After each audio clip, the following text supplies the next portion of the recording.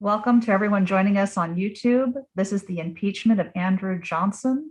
This class is brought to you by Osher Lifelong Learning at George Mason. If you have an interest in Osher Lifelong Learning, you can visit our website, olli.gmu.edu. Thank you. Go ahead, Heather. All righty. Welcome everybody to session 3 on our course on the impeachment of Andrew Johnson. And may you live in interesting times, right? Just so fascinating that here we're talking about the impeachment of one president while we have an impeachment going on right now.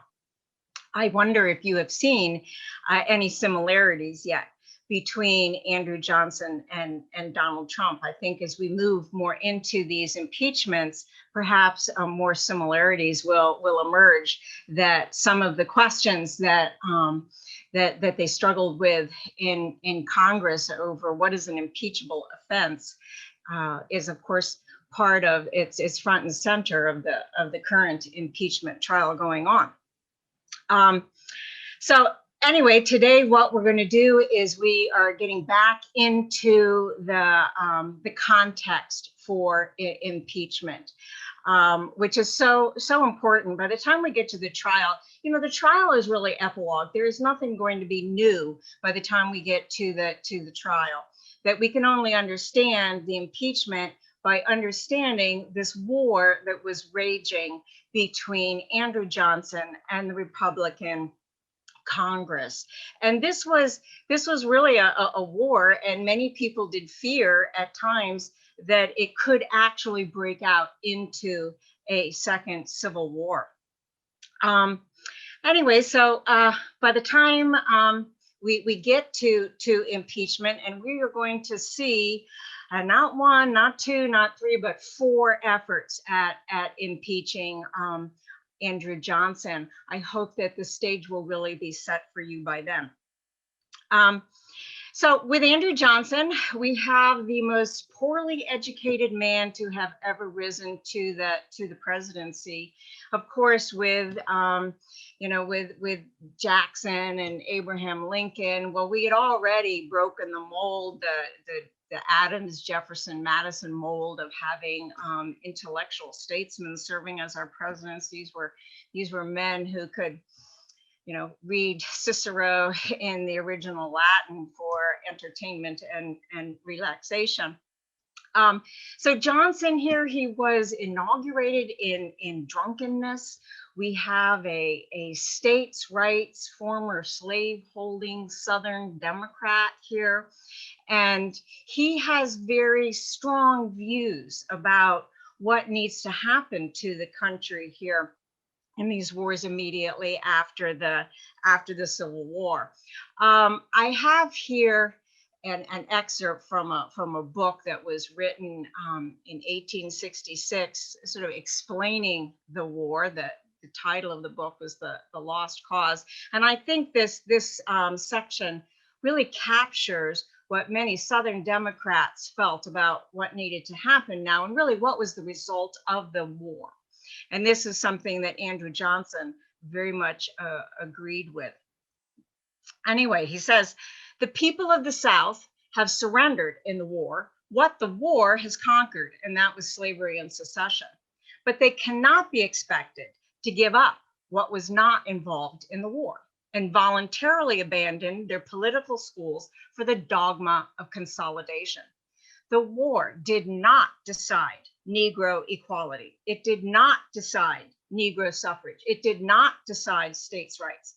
And these things which the war did not decide, the Southern people will still cling to, still claim, and still assert in their rights and views.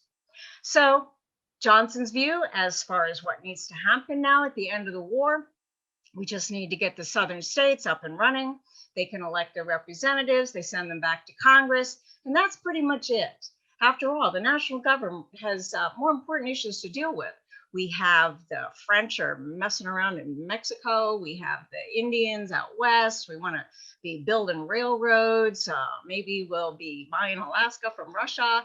There are all kinds of things for us to be concerned with. The status of the freed slaves in the South, well, that's a state issue. Nowhere in the Constitution does it say that, that the federal government should be concerning themselves with these domestic issues. And that's the way Johnson saw it. It was purely a domestic problem for the Southern states to work out on their own. It was not a concern of the national government. On the other side of the battle, we have the radical Republicans. Now, the Republican Party at that time, well, just sort of like today, it's not, one unified ideology here. They ranged from conservative to moderate to radical. Abraham Lincoln was certainly much more in the moderate camp. One of the leaders, well, actually the leader of the radical Republicans was Thaddeus Stevens. By the way, if you haven't seen the movie Lincoln, I highly recommend you watch it or watch it again, as I have a couple of times. First of all, Daniel Day-Lewis does a fabulous job with Abraham Lincoln, but only to be matched by Tommy Lee Jones and his portrayal of Thaddeus Stevens in the movie. The movie is about moving the 13th Amendment through the House of Representatives. It's just a fascinating movie, and the history is really, really good. So anyway, Thaddeus Stevens, he was the most powerful man in Congress. He was a chairman of the Ways and Means Committee. He's on the Reconstruction Committee. And Thaddeus Stevens is a fascinating character. He was born in poverty on a farm in Vermont. And his older brother had 2 club feet, and Thaddeus Stevens was born with 1 club foot. And this was an era when a physical deformity was oftentimes interpreted as some kind of a sign from God that the family had sinned, or it was seen as a mark of the devil. So to have these 2 club-footed children in the family, it was a real trouble for the family. Thaddeus Stevens' father was an alcoholic and left the family when he was a child, and his mother raised the family on this hardscrabble farm and doing domestic work. Thaddeus Stevens was a small and a weak child, not particularly attractive. Because of his club foot, he was relentlessly ridiculed and bullied as a child. But as so oftentimes happens in our wonderful country, true genius comes out of these situations, and Thaddeus Stevens was a remarkably brilliant man.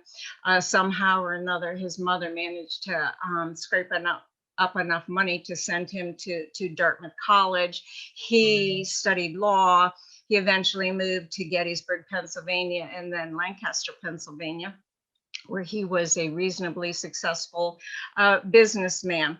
But what was most important to Thaddeus Stevens, and maybe most likely as a result of his difficult childhood, he had a real passion for helping the downtrodden. And of course, who was more downtrodden than the slaves?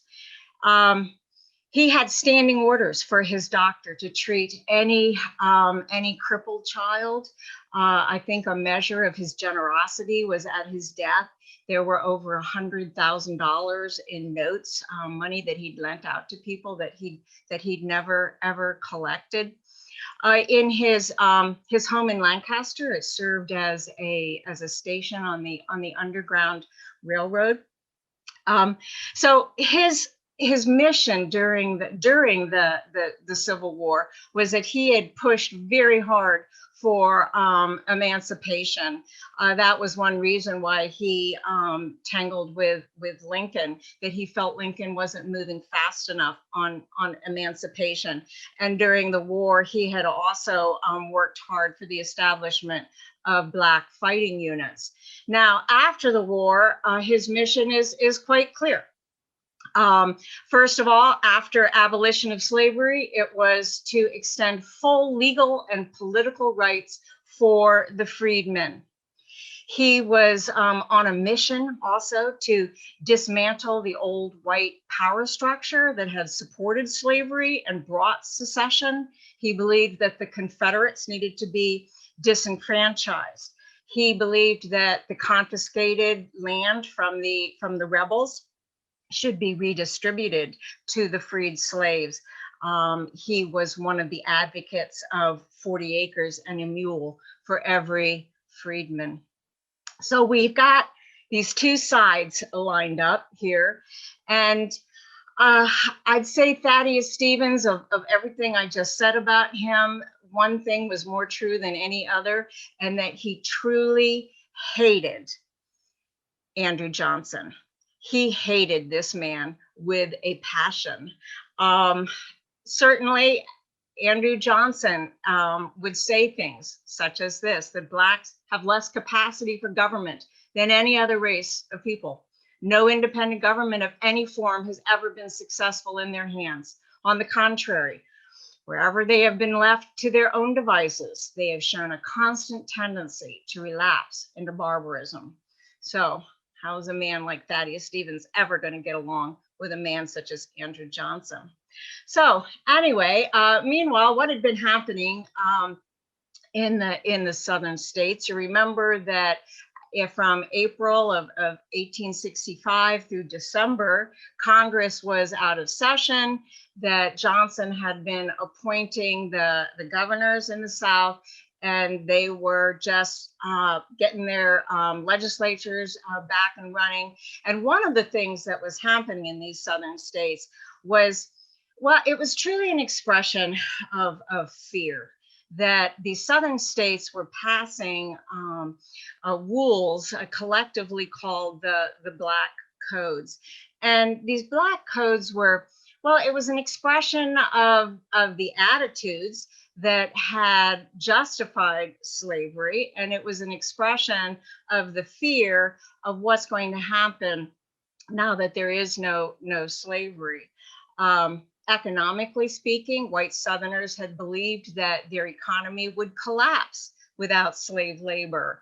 No white person was able to work in those rice paddies in South Carolina, or the sugarcane fields in Louisiana, that only Blacks were physiologically suited for such labor.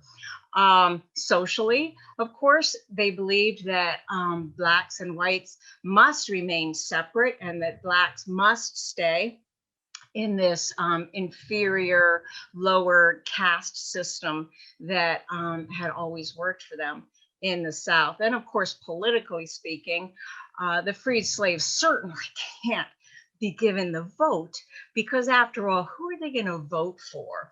Are they going to vote for the Democrats, the party of secession and slavery, or are they going to vote for the Republicans, the party of Lincoln? I think that's pretty obvious. So these Black Codes varied from state to state, but in essence, they were designed to create a new type of slavery here.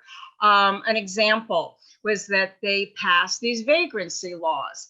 Now, immediately after the end of the war and with emancipation, you can imagine that there are a lot of the freed slaves who are just roaming the roads and looking for family and looking for work, and they've lost their homes and they've lost their families, and the problem with this was that this was against the law, and you could be stopped, and if a freed slave could not demonstrate that he was currently employed, then he was arrested and he was put in jail, and he was held in jail until somebody came to pay his bail.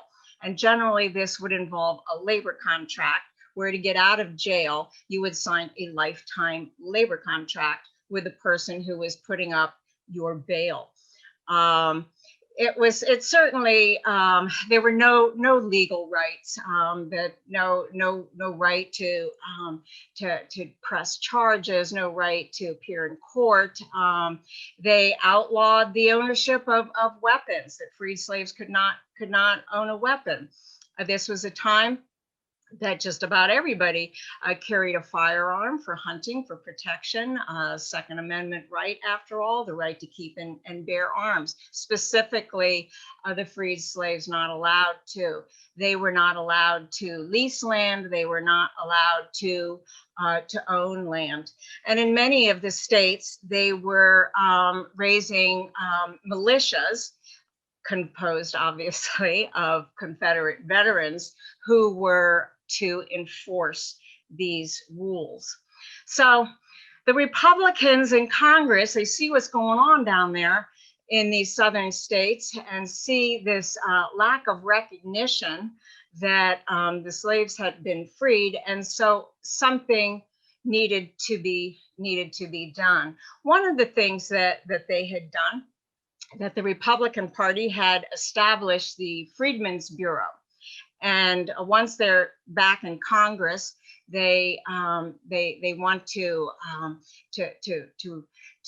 re-inaugurate this Freedmen's Bureau Act. And the Freedmen's Act, it was a federal agency run by the War Department, and it provided just about everything that the freed slaves needed. And of course, they needed everything. It provided food and housing and medical aid, and offered legal assistance, helped them understand these legal contracts that they were being coerced into signing. It opened schools. They taught literacy to over 1 million freed slaves. It was a very successful federal agency. And of course, they did work to try to get the slaves settled on some of the confiscated or abandoned land in the South. Well, I'm sure you can guess, what did Andrew Johnson think about this? Here's a Thomas Nast cartoon of Johnson kicking the Freedmen's Bureau down the steps. Well, he vetoed the Freedmen's Act, and he gave his reasons for why he was going to veto this act. Well, it was unnecessary. First of all, the freedmen would earn respectability and prosperity only through their own merits and exertions. In other words, the freed slaves just have to pull themselves up by the bootstraps, and we don't want to create this mindset of dependency by offering any aid to the freed slaves. He also explained that it was unconstitutional. He says nowhere in the Constitution does it give the federal government power to be creating schools and medical clinics and to be, creating legal aid situations for the freed slaves. So it was a violation of the Constitution. Now, this point is a point that Johnson will never let go of. And that is that, recall that when the southern states elected their representatives and they sent them back to Congress, that Congress refused to seat them. That they looked around and they saw walking in the door all these unrepentant Confederates, the former vice presidency of the Confederacy, Alexander Stephens, men who had served on the Confederate Congress, members who had served in the secession conventions, as well as certainly many high-ranking Confederate officers. So they were not allowed to be seated. And Johnson sees this as being, well, just incredibly unfair. He says, how can Congress be passing legislation which applies to the South when we have no southern states represented in Congress? And his explanation for vetoing it actually goes from maybe somewhat comprehensible to the completely bizarre. And he explained that, in fact, this was a form of white slavery because it cost white people millions of dollars. So he vetoes that act, much to the chagrin of the Republican Congress. Meanwhile, what's happening down in the South? Well, things are really going from bad to worse. I think, again, an expression of fear on the part of many folks, white folks in the South, about what emancipation meant to them. That there are many, many instances of Southern violence towards the freedmen that is escalating through 65 and into 1866. Now, the records are very spotty and very incomplete, so we really have no idea how many thousands of freed slaves were killed during this period. The state of Texas did, for some reason, keep statistics. In 1865, there were 500 whites indicted for murdering blacks. None were convicted. By 1866, they had on record over 2,000 blacks that had been killed, and this is just in the state of Texas. Things are looking bad. We have the beginning of many of these secret societies, such as the White League and the Ku Klux Klan, which are designed to intimidate the freed slaves and to try to force them back into a new type of slavery. So Republican Congress, they say, well, clearly much more needs to be done. Much more needs to be done. And so they passed the Civil Rights Act. The Civil Rights Act, it was designed to reach out and to do something for the freed slaves that the Southerners were not doing themselves. Before we talk about the Civil Rights Act, though, I did want to look again at the 13th Amendment.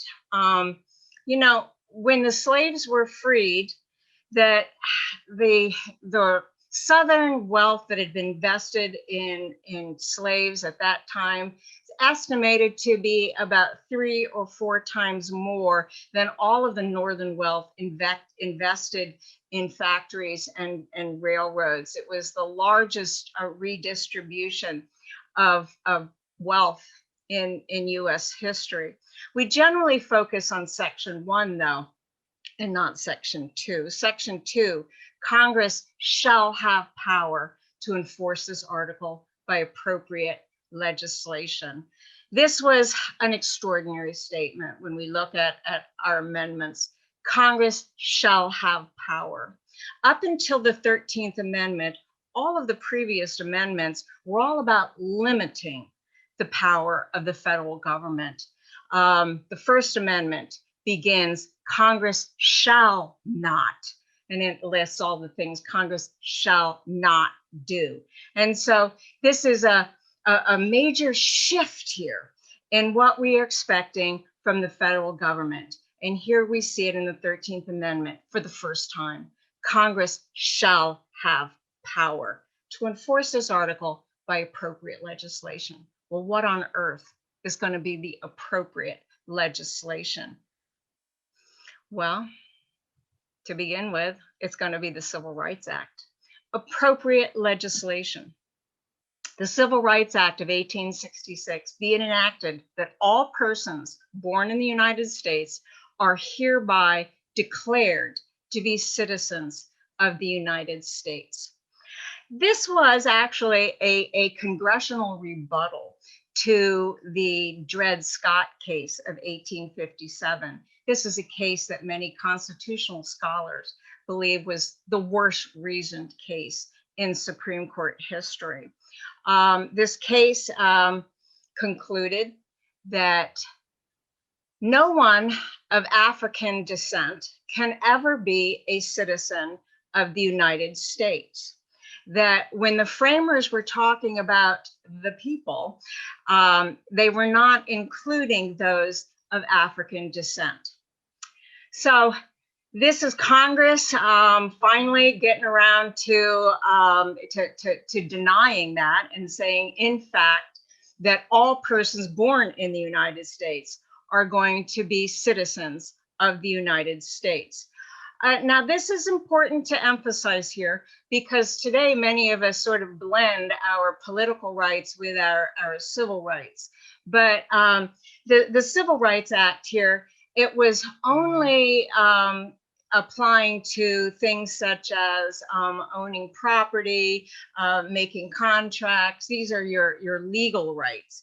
It did not apply to political rights. And the Republicans in Congress, when they were discussing the Civil Rights Act in their speeches, they emphasized that this in no way implied that we are pushing for Blacks to have the vote, that we are still some distance away from many people believing that that's necessary. So the Civil Rights Act, can you guess what Andrew Johnson thought about the Civil Rights Act? Well, he vetoed the Civil Rights Act.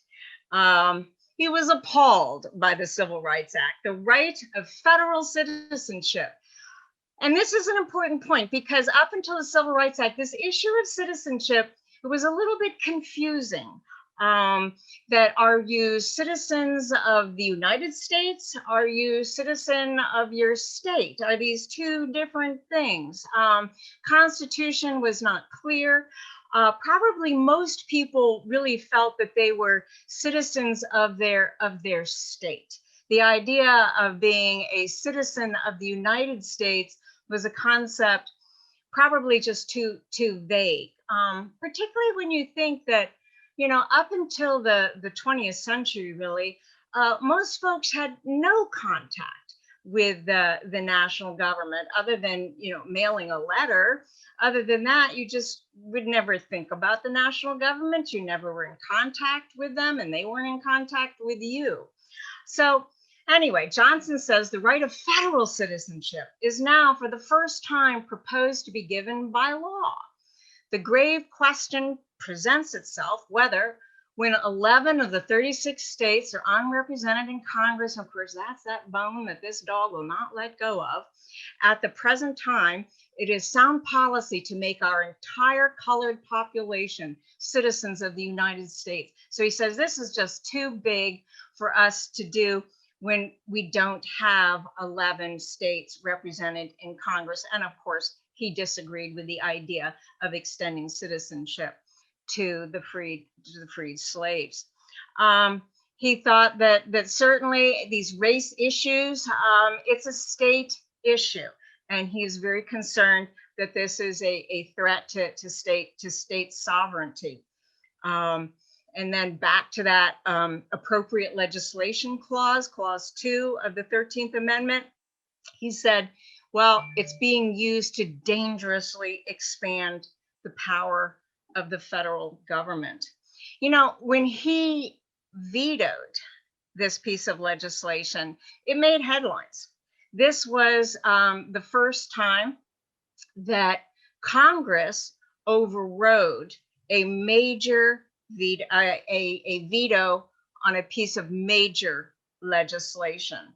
And his entire veto message was printed in the newspapers.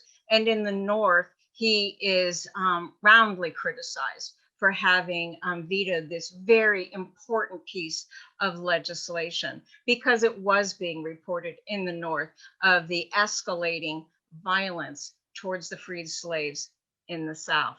So we have the Civil Rights Act. It's in the books, and Johnson vetoed it, and Congress overrode the veto. But down south, Civil Rights Act not really helping the freed slaves very much. Through the spring and summer of 1866, there are 2 horrific massacres of Black folks in the South that will really galvanize the people of the North and the Republicans in Congress to begin moving with a lot more energy against Andrew Johnson.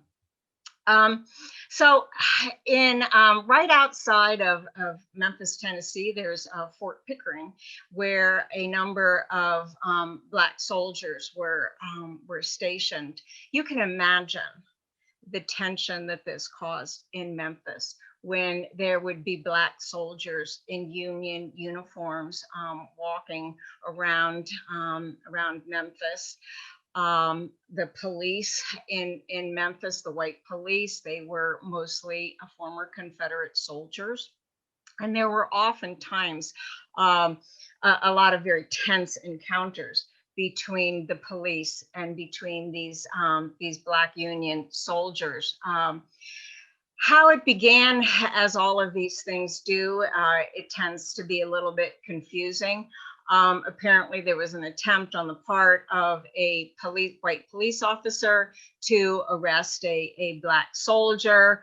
More of these Black soldiers from Fort Pickering gathered to object to this arrest. Pretty soon, the violence escalated here. And it went beyond just fighting the soldiers, and these were attacks on the Black civilians out through Memphis and out and around.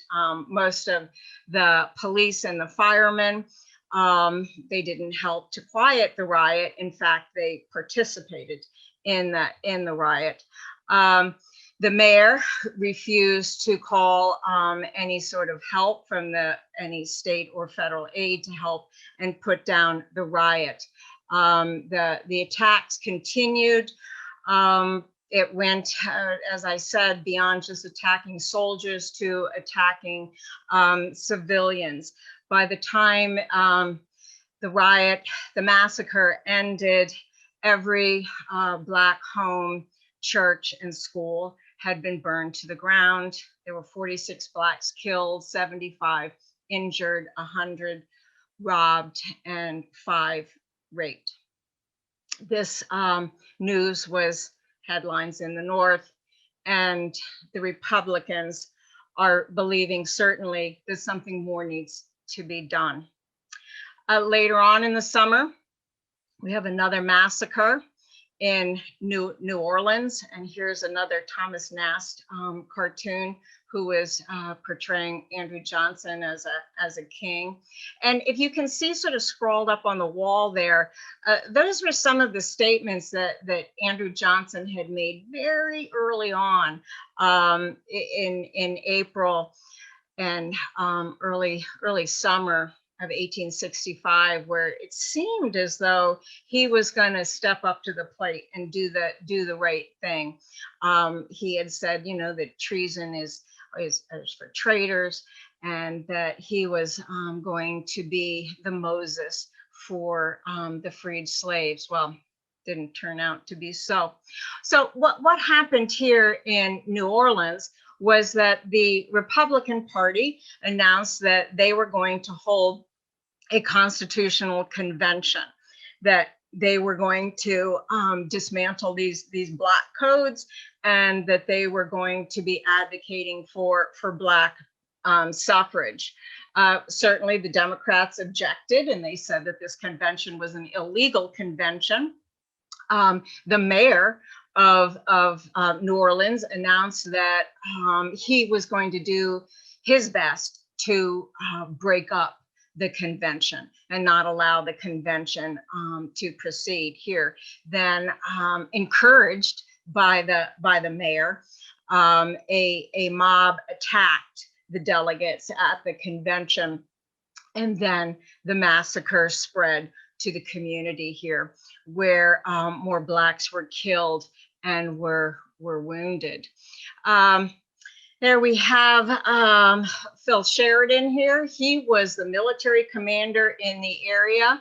And when he reported on this riot, he said it was an absolute massacre. And this was from a man who had seen a few of those, which was not excelled in murderous cruelty by that of Fort Pillow. Fort Pillow, the Battle of Fort Pillow, oftentimes referred to as the Fort Pillow Massacre. That was where Black soldiers with their white officers were attempting to surrender to the Confederates, and they were shot instead.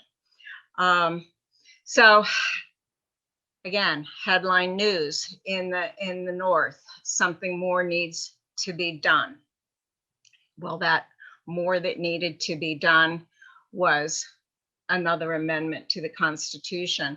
Here we have this these drawings here with Colombia representing the United States on the left, pardoning and forgiving the Confederates, but on the right, what are we doing for the freed slaves? So the more that needs to be done is we need another amendment to the Constitution. After all, the Civil Rights Act, that's legislation. It can be canceled. You can have, you know, with shifting political times, we could have other legislation that could undermine the Civil Rights Act. A law is just a law and is not permanent, but an amendment is permanent. It becomes part of the Constitution. So the Republican Party pushes now for the 14th Amendment. I'm going to spend a little bit of time on the 14th Amendment. It's a very important amendment to the Constitution. It's been the subject of more Supreme Court cases than any other amendment. It's the longest amendment. And for our purposes, it really did express what the Republican Party believed should be the outcome of the war. And I'm going to not spend too much time with it, but do need to spend a little bit of time with it here. So Section 1 here, it's the Citizenship Clause. And this actually is the Civil Rights Act lifted into Section 1. All persons born or naturalized in the United States and subject to the jurisdiction thereof are citizens of the United States and of the state wherein they reside. No state shall make or enforce any law which shall abridge the privileges or immunities of citizens of the United States, nor shall any state deprive any person of life, liberty, or property without due process of law, nor deny to any person within its jurisdiction the equal protection of the laws. So those are vague terms, if you're not a lawyer. Abridging privileges or immunities, equal protection of the laws here. But most important here, it is just that we are equal in the eyes of the law. We should all be equal in the eyes of the law. Johnson's response here, of course, was that the power to choose who is worthy of privileges and immunities, well, that belongs to each state. The right to vote is a privilege. The right to marry is a privilege. The right to contract is a privilege. These are state issues, and it will prevent any state from refusing to allow anything to anybody. And so didn't like Section 1 here. Section 2, this is the apportionment clause. Representatives shall be apportioned among the several states according to their respective numbers, counting the whole number of persons in each state. This is an elimination of the 3/5 clause that the constitutional scholars will remember, that this was how would slaves be counted when it came to deciding how many representatives a state would have in the House of Representatives. So slaves were counted as 3/5 of a person. What that basically meant was that every 5 slaves were counted as though they were 3 people. So now, however, with the elimination of the 3/5 clause, you can see that this is going to greatly increase the number of Southern representatives in the Congress, and therefore increase the number of electors that they have. So what are we going to do about that? Because, well, you know, the blacks, they don't have the vote, but they are going to be counted now as whole people for purposes of representation. So then it goes on, and this is where we're trying to nudge the Southern states to give blacks the vote. But when the right to vote at any election for the choice of electors for president and vice president of the United States, representatives in Congress, the executive and judicial offices of a state, or the members of the legislature thereof is denied to any of the male inhabitants, and by the way, the suffragettes objected to this, male inhabitants, because for the first time we have a gender qualification for votes here, male inhabitants of such state being 21 years of age. That just changed with the 26th Amendment to 18, and citizens of the United States are in any way abridged except for participation in rebellion or other crime, the basis of representation therein shall be reduced. What this basically means here is that we're going to tell the southern states that if you do not allow this block of citizens to vote, we're talking the black men in the South, if you do not allow them to vote, then we have this formula that we are going to be reducing your representation in Congress. So we're not demanding that the southern states give the blacks the vote, but we are saying that, well, you're going to lose representation unless you give them the give blacks the right to the vote. Of course, this applied to the North as well, and there was no northern state at this time which gave blacks the vote. However, that it did not affect them. So we're still leaving voter requirements were left to the South. Johnson, of course, remember, he was just so powerfully against ever giving blacks the right to vote. And of course, this is the disqualification clause here, which, oh my heavens, we heard that yesterday in the first day of Trump's impeachment trial here. No person shall be a senator or representative in Congress or elector, president, vice president, or hold any office, civil or military, having previously taken an oath to support the Constitution, shall have engaged in insurrection or rebellion against the same, or given aid or comfort to the enemies thereof. But Congress may, by a vote, remove this disability. So, I mean, truly, what white Southerner didn't participate in the rebellion? Here we are, for all intents and purposes, disenfranchising this entire generation of white Southerners. Remember, of course, that Johnson, he had set about pardoning the Confederates. He thought that, forgive and forget. Let's move on here. This disqualification clause, kind of interesting here, that as we move on through the 19th century, by the time we get to the 1870s, gradually Congress had voted with a number of amnesty acts to remove this disability here, and they would just specifically exclude certain individuals, generally Jefferson Davis, as well as the most high-ranking officers in the Confederate Army, such as Robert E. Lee. And kind of interesting, particularly in today's atmosphere of not being terribly forgiving towards the Confederates here. In 1976, Congress voted to restore citizenship to Robert E. Lee. And in 1978, it was restored to Jefferson Davis.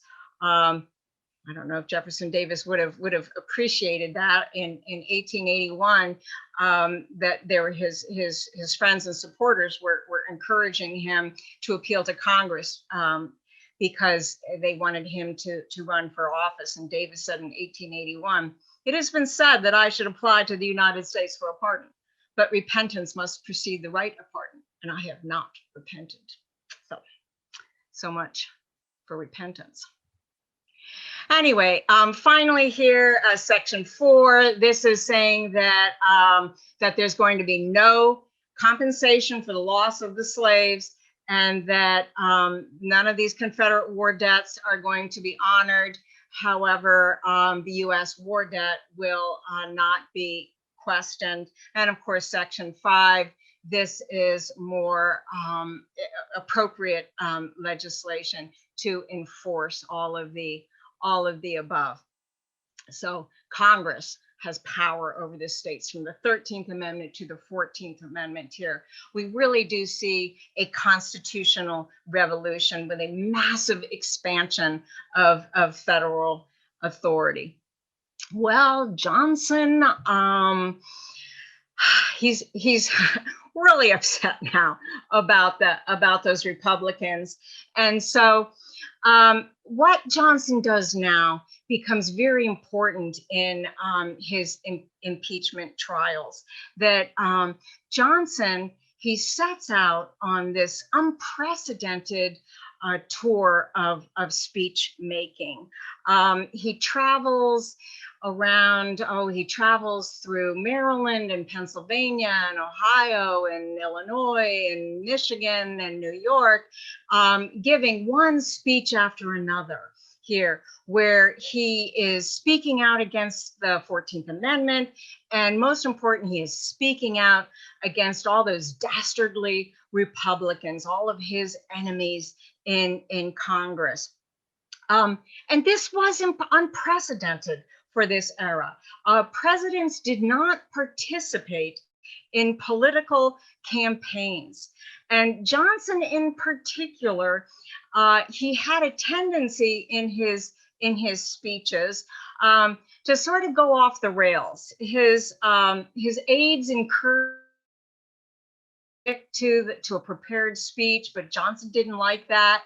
Although he might start off with an outline, he would more often than not launch into a spontaneous diatribe against his enemies here.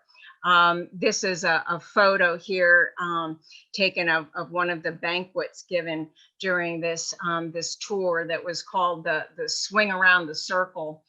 He's sitting there next to Ulysses Grant. He had Grant and Farragut and Custer and other military heroes from the Civil War come with him. He liked to have the military brass standing around him. It sort of made it look like they were supporting him and in agreement with him. They weren't. Grant in particular was just appalled by these displays. He would often say he was sick and was unable to attend. Of course, that would start the rumors that he actually wasn't sick, but that he was drinking. So these speeches were crazy, and they would oftentimes become vulgar and outrageous here. He in these speeches, he compared himself to Jesus Christ, because both of them pardoned sinners. He said that, that the Republicans, it's the Republicans, that they are destroying the Union, that the Republicans, they're the ones inciting the violence in the South, that the Republicans, that they were manipulating the Southern blacks, and that the Republicans were poisoning the minds of the American people against him.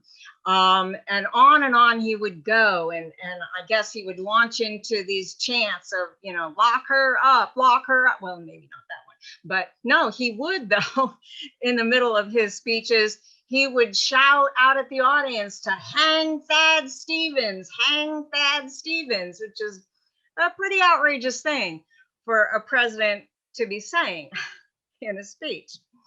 The Republicans noticed. They were listening. They were watching here. Of course, Johnson said that he was the one who was saving the Union, saving the Constitution, and promoting liberty. That he was the one who has suffered more for the Union. And oftentimes in these speeches, he would even sort of suggest that he was going to be a victim of assassination. If my blood is to be shed because I vindicate the Union and the preservation of this government in its original purity and character, let it be shed. Let an altar to the Union be erected. And then, if it necessary, take me and lay me upon it, and the blood that now warms and animates my existence shall be poured out as a fit libation to the Union of these states. So here, Andrew Johnson, the martyr.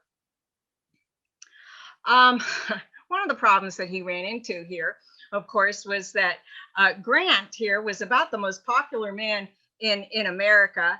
And by this point, most folks knew that Grant was going to get the Republican nomination for the presidency coming up. And people would come to these speeches, and they would really want to see Grant, and they really didn't want to hear Andrew Johnson launch into his crazy diatribes. So it continues, and pretty much what is happening now is that Johnson defied Congress, that he was faithfully executing the laws. No, he would make it very clear that all of these resolutions and acts and laws that are coming out of Congress, that they are to be ignored. Throughout the South, he was doing the best he can to replace all of the Republican military personnel with Democrats who favored his viewpoint. And of course, Congress was battling right back. It became a tit for tat. During Johnson's presidency, I don't recall if a Supreme Court justice died or resigned. And of course, you know that's so important to presidents. Well, what did Congress do?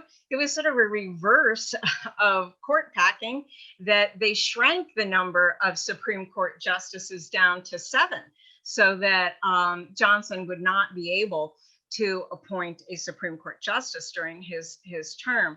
You know, the number 9 is not established in Congress. It was shortly after this, I think it was in 1869, that Congress did pass legislation to establish the number at 9. So Johnson typically said in his veto messages was that he was the one defending the Constitution. However, when Congress passed a law granting the vote to Black men in the District of Columbia, he vetoed that, which of course undermines his strict constructionist position, because the Constitution clearly says that Congress has the power to determine what goes on in the nation's capital. He is among the worst men we have ever had in this office, so said many, many Republicans. So here we have James Ashley. James Ashley. Down in history for a number of good reasons. One of them, certainly, one magnificent head of hair. I mean, you got to admit, that is one magnificent head of hair, James Ashley. James Ashley, an abolitionist, advocate of emancipation. He had been the floor manager in the House, working the votes for the 13th Amendment here. However, he is also very important to us because he is the first one in the House to introduce a resolution to impeach Andrew Johnson. Enough is enough. The man simply has to go. Now, I think we do see a similarity here with Trump, that from his election in 2016, there were a lot of folks who were just very disturbed at the spectacle of such a man being president of the United States, and trying to think of some reason, somehow, some way to find some cause for impeachment. And I think that certainly we've seen that with Andrew Johnson. So many folks here completely appalled that such a vulgar loudmouth is the president of the United States, who holds positions and says things which are so diametrically opposed to what the country really needed at that time. And so January 7th, there's the date, 1867, James Ashley stands up and he says, "I do impeach Andrew Johnson, Vice President and sitting President of the United States, high crimes and misdemeanors." And he goes on to list the reasons. "I charge him with usurpation of power and violation of the law, in that he has corruptly used the appointing power, in that he has corruptly used the pardoning power, in that he has corruptly used the veto power, in that he has corruptly disposed of public lands of the United States, in that he has corruptly interfered in elections and committed acts that in contemplation of the Constitution are high crimes and misdemeanors." But let's wait for a minute. Let's look here. Surely these things that he has done are obnoxious, but what has actually been criminal here? And of course, this is the debate today. What actually is criminal. We are annoyed, appalled, and disgusted by the man, but has he actually committed a criminal act? After all, the president has the appointing power. He has the pardoning power. He has the veto power. He has the land, the power to distribute the public lands. He has these powers. So do we have an impeachable offense here? And that is at the center of all of these impeachment efforts against Andrew Johnson. Now, most folks at this time in Congress believed that, well, James Ashley moved a little bit too quickly. This is a little bit premature. We all hate the man, but we really do need something we can dig our teeth into as far as it being an impeachable offense. Johnson's supporters here, and he did have a few, there is nothing judicial or fair in this proceeding. It is sheer partisanism, with most of them a deliberate conspiracy with a few. A committee is sitting in secret, a foul conspiracy, trying to hunt up charges and evidence against as pure, as honest, as patriotic a chief magistrate as we, I don't know, I'm sure there are Trump supporters who could say the same thing about Donald Trump's impeachment, don't you think? Sheer partisanism.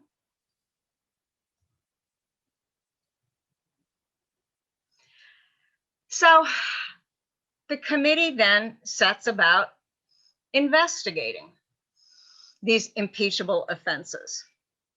Now, to say that this committee goes down a few rabbit holes might be understating it a little bit, because the committee just kind of went crazy here, just trying to find something. Can we find some crime that we can nail on this guy?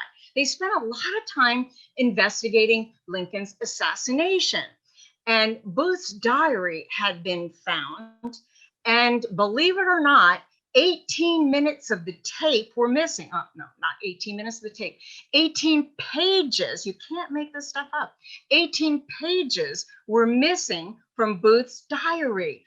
Who tore out those 18 pages? Did those 18 pages implicate Andrew Johnson? Was he the one? Was the diary in his hands when the pages disappeared? I mean, it was really crazy. They were investigating Johnson's finances here. They interviewed all of these people that Johnson had fired. They heard reports about all this land that he had returned to the Confederates. They heard a lot of testimony about his personal responsibility for the New Orleans massacre. They heard a lot of testimony about how Johnson had favored a lot of the Confederates when selling the seized railroads in the South. They heard a lot of testimony, and this got really crazy, involving prostitutes and everything, about this brokerage, this pardon brokerage business that was going on in Washington, D.C., and that got really weird. It was, and more evidence about how he'd been involved during the war with improper seizures and sale of cotton, that he was trying to block Colorado's admission. Can you see that we're just grabbing at what can we find here that is an impeachable offense? And it was said, certainly at the craziness that's going on, the president's cook is daily expecting a summons from the impeachment committee for putting black pepper in the soup here. Well, Thaddeus Stevens, well, what does he think about this? Well, remember, nobody hated Andrew Johnson more than Thaddeus Stevens. However, he saw the craziness that was going on. He saw this impeachment investigations, that it was fussy and unnecessary and absurd. And as he said, they thought to break the elephant's back, broad as it was, by piling upon it straws. And sure enough, the House committee voted against impeachment here. And as we're going through all of these attempts at impeachment here, it's important to keep in mind how much they hated Andrew Johnson. They wanted nothing more than for the man to just simply go away. However, to use impeachment against a president, it had never been done before. And there was tremendous reluctance to pull this tool out of our toolbox at this point. They voted against it. However, they did tell the committee, continue your investigations. Maybe down the road we will come up with something. Meanwhile, Congress is continuing with their impeachment efforts here with the Reconstruction Acts of 1867.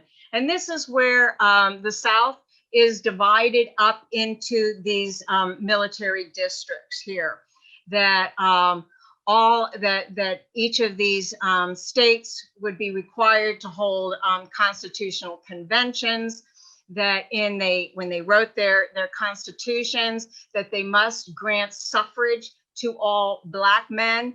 Now let's remember that was not required in any northern state at this point.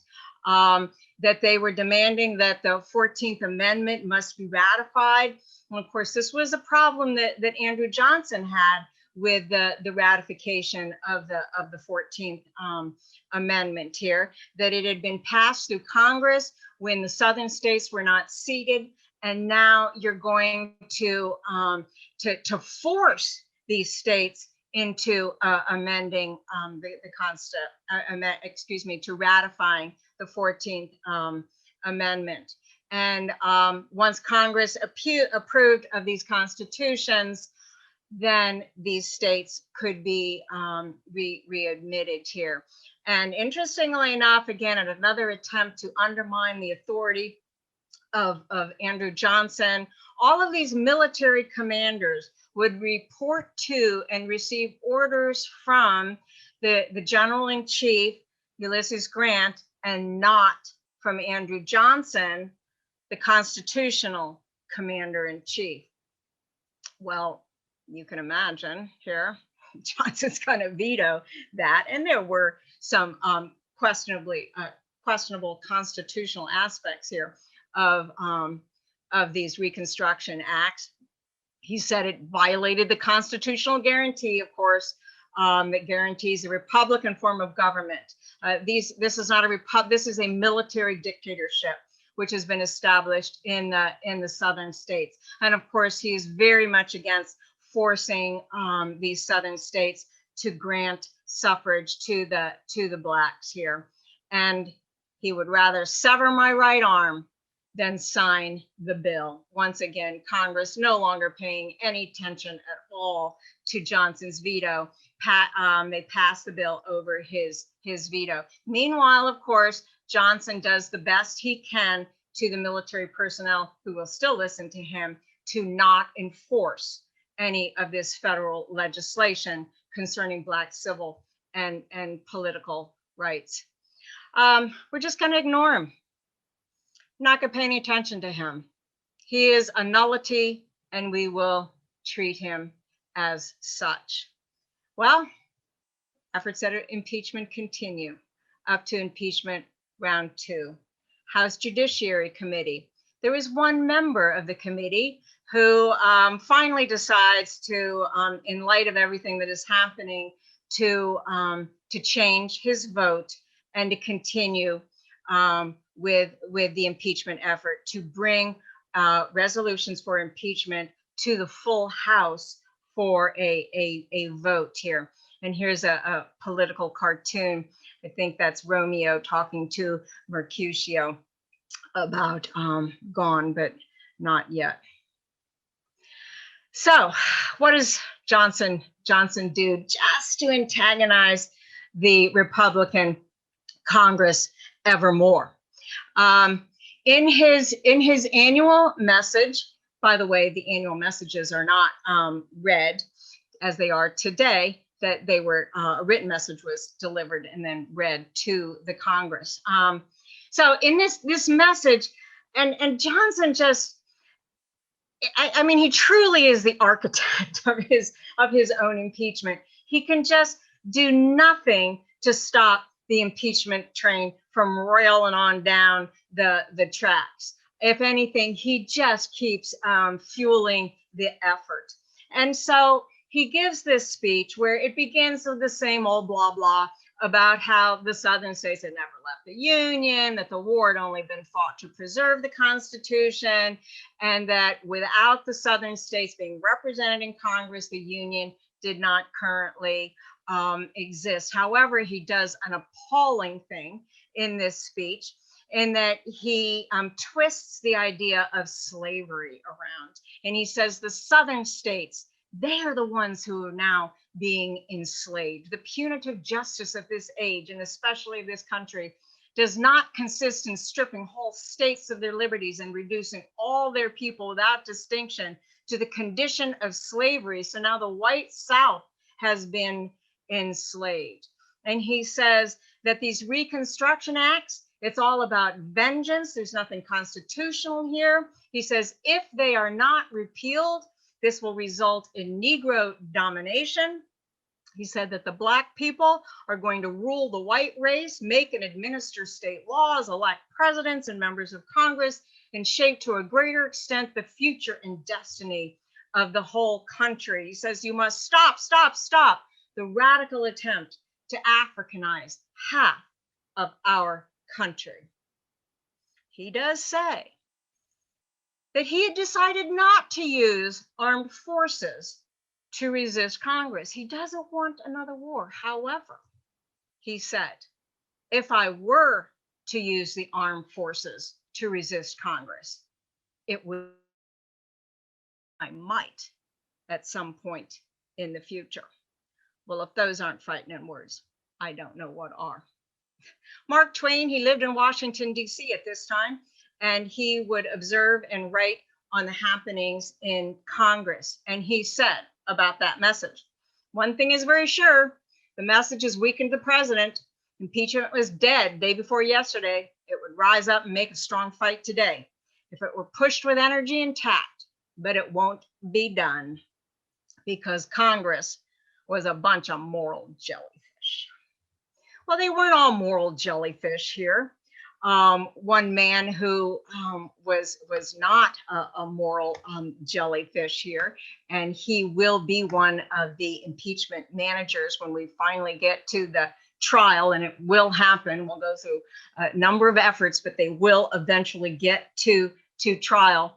And he is explaining here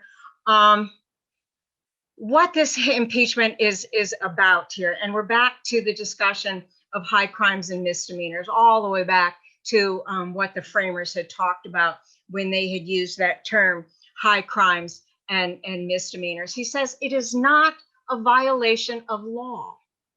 He said, and he cited Alexander Hamilton, Federalist 65, who, oh my heavens, you heard it yesterday in Congress talking about Alexander Hamilton and Federalist 65, that impeachment should result from misconduct or abuse of the public trust. And he says, well, what has Johnson done? He has restored the rebellious states to the Union. He's appointed and funded the Southern governors who were not inclined to protect the freedmen.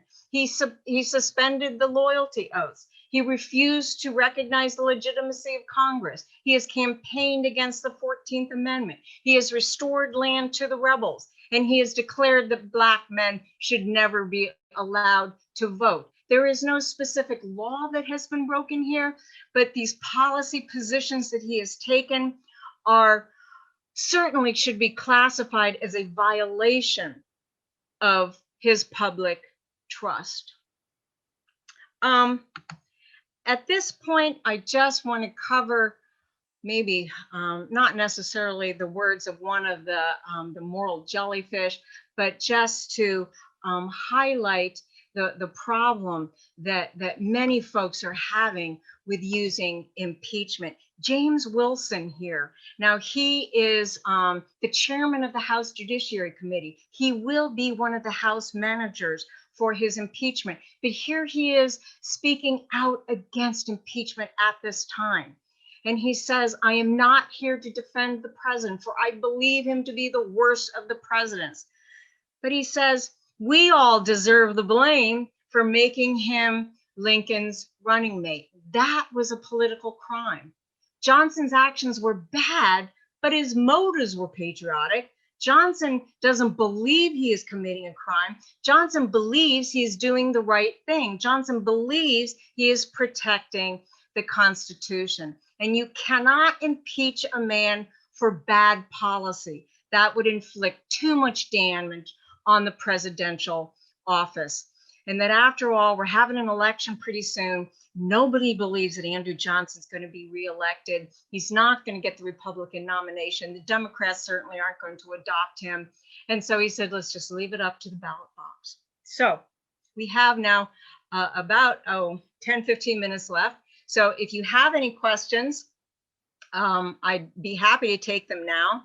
And for those who don't feel comfortable with this format for questioning, I'm more than happy to read your emails. And I'd love any comments, even if you don't have a question. You have a whole bunch of questions in the chat. Do you want me to read them to you, or do you want to read them? No, please, if you could sort through them.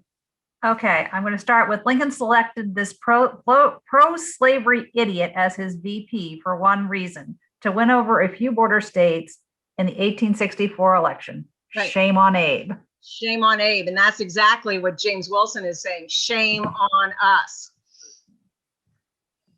This clause of the 14th Amendment still excludes Indians not taxed. Why was this specifically stated? Did any radical Republican object to this?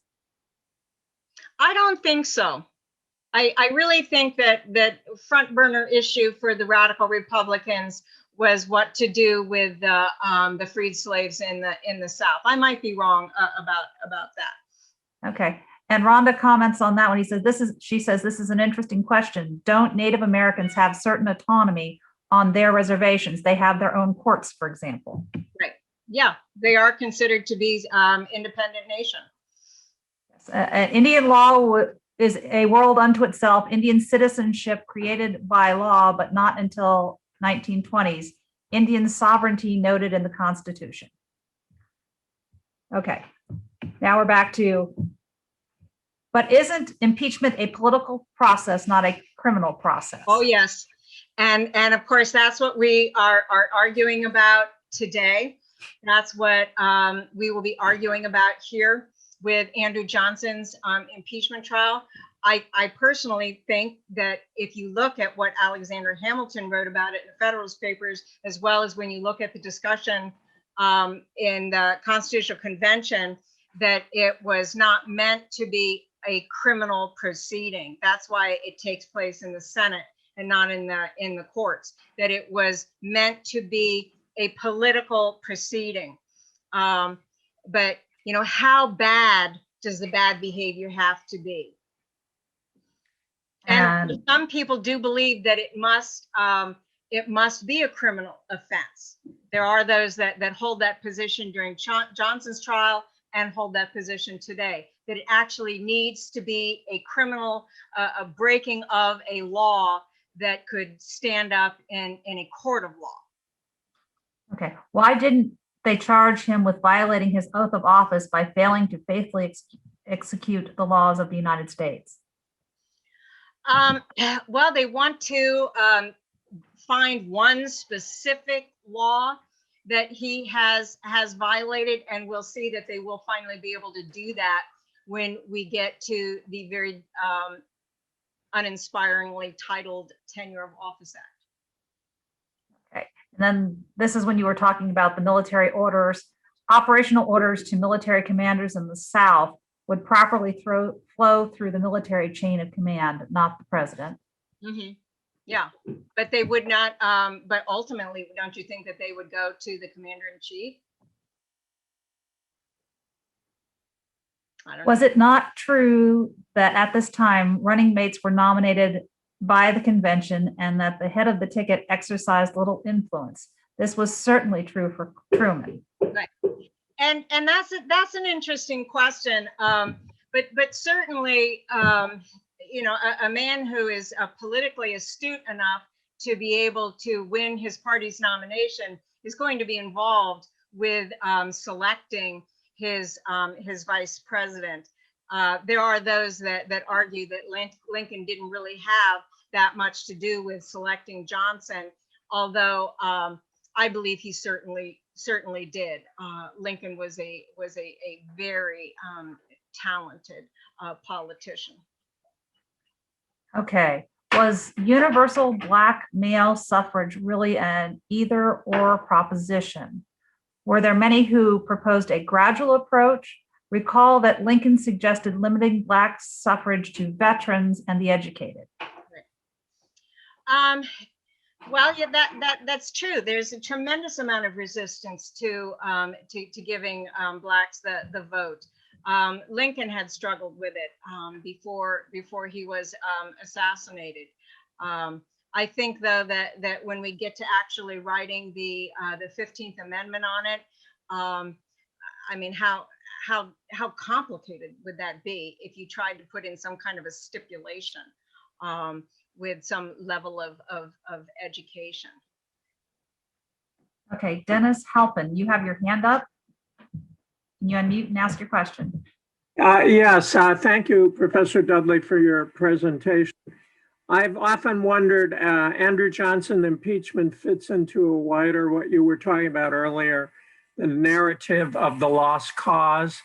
They always say the victors write history, but it seems with the Civil War, more and more, the South wrote the history for the whole country. When I was going to school in Illinois, I learned Andrew Johnson was a victim of a radical Republican overreaching Congress. John Kennedy wrote praise of the one senator who saved Andrew Johnson from impeachment and Profiles in Courage. I should add, my great-grandfather fought with General Sheridan in Virginia. But my question to you, how did Andrew Johnson's impeachment end up in this lost cause narrative that he was the victim and the radical Republicans were these evil people when they were fighting for things that we're still fighting about today? Thank you. I couldn't agree with you more. I've also often been fascinated by the fact that the South lost the war, but they won the history, particularly in the way that they were able to write this narrative that the Civil War didn't have anything at all to do with slavery. I can remember being in school and being taught that secession really had nothing at all to do with slavery. It was all about states' rights and tariffs and things like that. But you're right. It is fascinating here how the history continued to be written about it was this out of control radical Republicans that were depriving the Southerners of democracy here, denying them of their constitutional rights, and that they decided just to get rid of this unattractive president. And it was, I can remember learning about Andrew Johnson as it was a real crisis for the Constitution, that an out of control Congress decided to get rid of an unpopular president. But it does get to be part of the narrative. You're exactly right about the victimized South. And Andrew Johnson was just another one of those victims. Okay, Panarea. You knew that Trump didn't read the book. You would think that he used Johnson as his role model. Yeah. I'm absolutely amazed that we're reliving this history about 160 years later. It's exactly the same thing. His mannerism, how he likes to be covered with military people around him, how he likes to speak and start screaming and have short sentences of hanging people and putting people in jail, how he thinks that he's saving the South or people who are unrepresentative, that he is saving these other victims that the Democrats are against. I can't believe this. Honest. This was the most amazing class I've ever taken. It is more than mind-boggling. You could have used every word for Trump, and instead of radical Republicans, they would use radical Democrats. It would have fitted in today's world honestly. We have not moved from the Civil War. I find that to be a tragedy, that the mob that went on the Capitol are fighting for the same thing. They do not want a society that is multicultural or multiracial. I cannot get over this. I just find it, I mean, I was born here. I love my country. This is just so sad. Well, if I could just say the good news, historians love to say this when we're going through really bad times. We love to say the good news is that we've been through this before and we survived. I know, but we don't want to survive. We want to grow. We do. Mark Twain said it the best. They're a bunch of jellyfish and they won't do the right thing. And I think it's horrible. You know, it's about time people grew up and told the truth. You know, your comparison, I just don't have enough time to go into all of the parallels between Andrew Johnson's speeches and Donald Trump's rallies, that there would be reporters who would even count the number of times that Johnson would refer to himself within a speech. And it got into the hundreds, where he just continued to talk about himself and my policy and my enemies and I'm being attacked. I mean, it's just extraordinary here. And also, you know, his diatribes against his enemies and the way he'd whip up his audiences and even, you know, threatening violence as he did against the Republicans in Congress, suggesting that that they be hung. Yes, I mean, my gosh, you would, if I didn't, I don't believe in reincarnation, but if I did, you would say that this is the reincarnation into Donald Trump. My God, I can't get over it. Excellent class. Thank you so very much, Heather. I love your classes. Okay, Skip. Am I unmuted? Yes.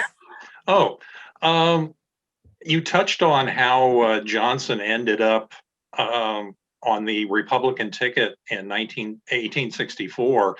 Did he think of himself as a Republican? You say he spent most of his life as a Southern Democrat. Did he consider himself a Republican? Well, in 1864, Lincoln ran on the National Union Party. It wasn't the Republican ticket. Remember, the Republican Party is a very young party. I think it was founded in 1856. So, right, John C. Fremont was the first candidate for president. Right. So it wasn't the Republican ticket. It was the National Union Party. Okay. And no, he never considered himself a Republican. He always considered himself a Southern Democrat. Okay, so that might be one of the first times in American history where you had a Republican candidate for president and a Democrat for vice president. I think on the same ticket. Yes, exactly. They learned their lesson. Yeah, no kidding. At least in that one way. Okay, Mr. Metz. Yes, first a side note, if I were to... Oh, you muted yourself again, sweetie. Mr. Metz, you're muted. Okay, am I back? Yeah. If I were doing comparisons, it would be Andrew Jackson that I would compare to Trump because of his disdain for court decisions. Yeah. On the question of schools, I grew up in the North, and there was the same thing there. The history books talked about carpetbaggers and scalawags. It talked about states' rights without ever suggesting that the fugitive slave laws might be a violation of states' rights. It defended the senator that was the last holdout against impeachment. It was very much scripted by the South and not by the North. It won the history. That's true. Okay. Bernard Opel. Yeah, hi, Heather. Thanks. Hi. Great class. You know what? I'm always amazed, and this is just a comment, as a European historian, how discussions of how the South is treated after the Civil War are never really put in context. When you look at the other losers in civil wars and revolutions like Russia, France, the English Civil War, and even the American Tories, the South came off rather well after 1865. And given the, what was it, in today's dollars, over $3 billion in war costs for the Union and hundreds of thousands of casualties, there's no way the radical Republicans were going to say, oh, well, Lincoln said forgive and forget, so we'll forgive and forget. The costs are just too high. You're right. Yes, I agree completely. Good point.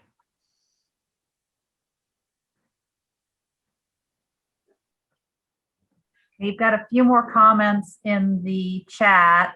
There was apparently another example of a split ticket in 1796 before the 12th Amendment with Federalist President John Adams and Democratic Republican Vice President Jefferson.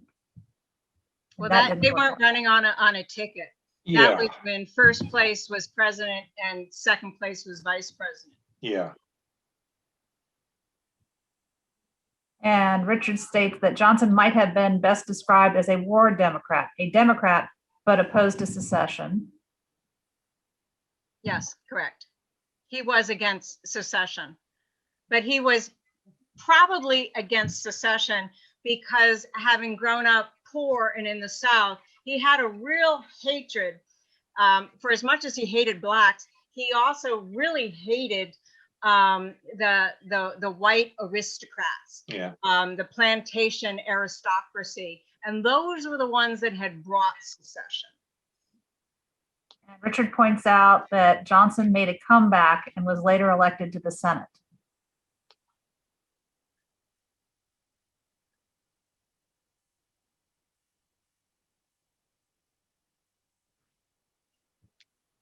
And you have several people pointing out that the history in the North was also one that states' rights were the cause, not slavery, and had a hard time swallowing that explanation.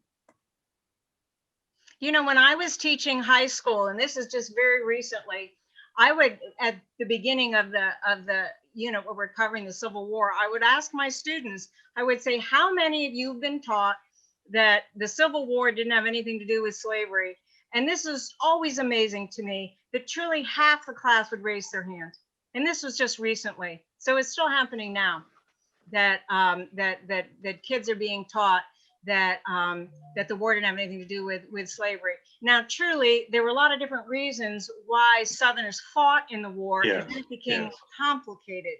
It was about defending their home, their women folk, their heritage, their land. However, there would have been no secession without slavery. Slavery was the cause of secession. It gets more complicated, truly, when you're looking at why did individual Southerners fight. Okay, Skip, you have your hand up again. Yeah, not to monopolize everything, but on this subject, I think you have to make a distinction between the underlying cause of the Civil War, which was clearly slavery, and what motivated individual Northerners and Southerners to fight. A lot of Northerners weren't interested in slavery one way or the other. They just wanted to preserve the Union.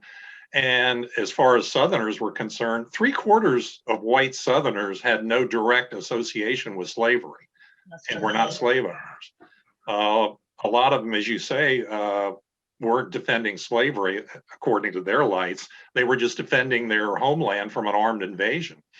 Right. And Bernard Opel, you have your hand up again.